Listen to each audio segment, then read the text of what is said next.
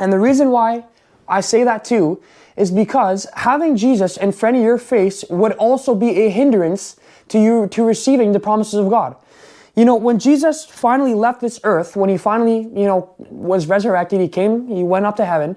Apostle Paul had a better revelation of Jesus and who he was than the disciples did.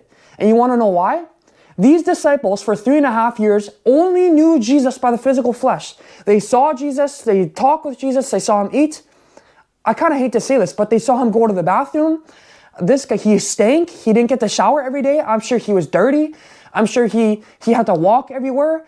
It would be a lot of people don't think about this stuff, but imagine being the disciples. Imagine seeing Jesus wake up in the morning and having to stretch and having to walk up and probably going to the bathroom in the morning and having to eat food and having to probably stretch a little bit before he goes and walks 40 miles to the next town to preach. That would be very difficult to see a human being like me and think that's God. That's God. See, these people, the disciples, for 3.5 years only had an idea of who God was based off of the physical appearance that they got to see. And now when Jesus became resurrected, when he was outside, they had to pretty much relearn who God was in a sense. They got to see God's nature. They got to see who he was, his character. They didn't have to relearn that, but they had to relearn how to relate to God on a different way. Not in the sense that they can't talk to God like they did with when he was on earth, but in the sense they had to vision him in a different way. That physical body was not Jesus.